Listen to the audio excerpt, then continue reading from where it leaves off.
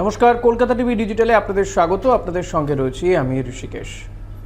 অবৈধভাবে নেওয়া মার্কিন শুল্ক, সেই শুল্কের টাকা কিন্তু ফেরত দেওয়া শুরু হয়েছে, বা বলা ভালো ডলার ফেরত দিতে শুরু করেছে আমেরিকা।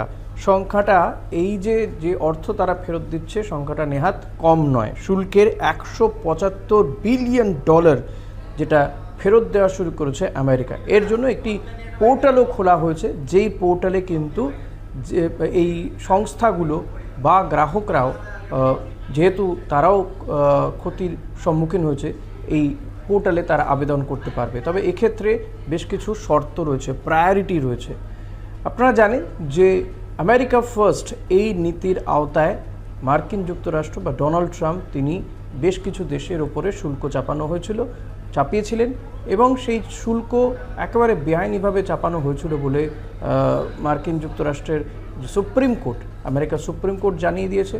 কিন্তু যে সমস্ত সংস্থা আমদানি করেছে, সেই আমদানির উপরও তো সেই শুল্ক চেপেছে। ফলত এই সংস্থাগুলো বিপুল শুল্ক দিয়ে তাদেরকে সেই সমস্ত সামগ্রী আমদানি করতে হচ্ছে, এবং তার বোঝা পড়েছে আমেরিকার সাধারণ মানুষের ওপরেও।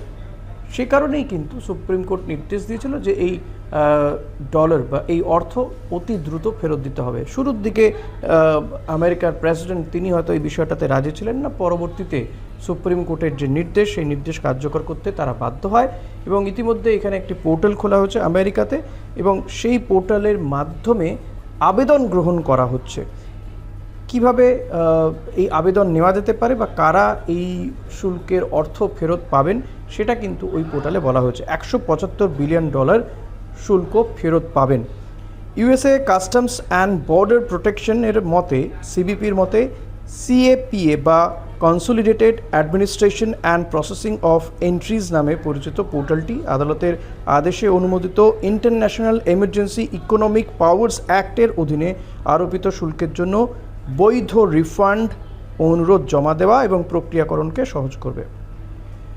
এবার এই যে পোর্টালটা প্রত্যেকটা এন্ট্রির ভিত্তিতে ফেরতের পরিবর্তে সুদ সহ যে অর্থ, ধরুন কারো কাছ থেকে হয়তো $50 নেওয়া হয়েছিল, এই যে এতদিন কেটে গিয়েছে, সেই অর্থের কতটা, সেই শুল্কের পরিমাণের উপরে সুদ চাপিয়ে কত অর্থ হচ্ছে, সেটা দিয়ে একদম কিন্তু ক্যালকুলেট করা থাকছে এই আইইইপিএ এই যে অ্যাক্টের অধীনে, বা এই পোর্টালটার মাধ্যমে শুল্কের অর্থ ফেরত দেওয়া হবে এবং সেখানে একত্রিত করা হবে।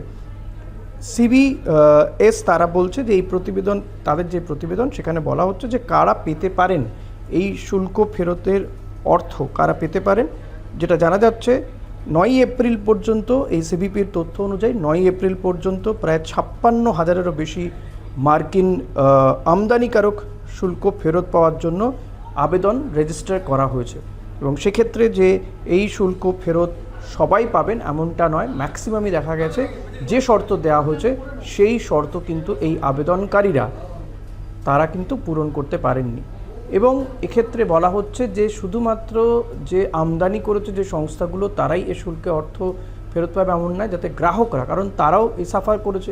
ধরুন আপনি কোনো একটা জিনিস কিনলেন, আপনি যে জিনিসটা কিনছেন সেটা যে অন্য দেশ থেকে আমদানি করা হয়েছে, তার উপর শুল্ক চেপেছে, এবং যে ব্যক্তি কিনছেন, যিনি গ্রাহক, তিনি তো ওই শুল্ক চাপানো অর্থেতেই তিনি সেই জিনিসটাকে ক্রয় করছেন। ফলে তো গ্রাহককেও তার বোঝা সামলাতে হয়েছে বা বোঝা বইতে হয়েছে। সে কারণে গ্রাহকের কাছেও যাতে এই সুবিধে পৌঁছে দেওয়া যায়, সেগুলোও কিন্তু নিশ্চিত করা হয়েছে এই দিক থেকে।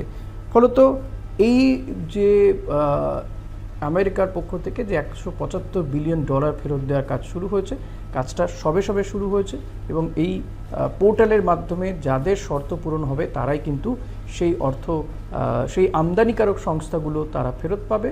এবং কেউ কেউ এক্ষেত্রে তারা গ্রাহকদের কাছে এই শুল্কের যে ছাড় বা যে মানে বেআইনিভাবে যে শুল্ক আমদানি করা হয়েছিল, সেটা যারা ফেরত পাচ্ছে, সেটাও কিন্তু তারা গ্রাহকদের কাছে ফেরত পাঠিয়ে দেবে বলে কোনো সংস্থা ইতিমধ্যেই জানিয়েছে। এখন দেখা যাক যে এই কাজটা কত দ্রুত আমেরিকা প্রশাসন তারা করতে পারে। যদিও ডোনাল্ড ট্রাম্পের বক্তব্যই ছিল এই ধরনের অর্থ যাতে তারা ফেরত না দিতে হয় তাদেরকে, কিন্তু শেষমেশ সুপ্রিম কোর্টের নির্দেশে কিন্তু, অর্থাৎ আমেরিকার সুপ্রিম কোর্টের নির্দেশে তাদের যাত্রাভঙ্গ হয়, এবং এই অবৈধ যে শুল্ক তারা নিয়েছিল, সে শুল্ক ফেরত দিতে হচ্ছে এখন।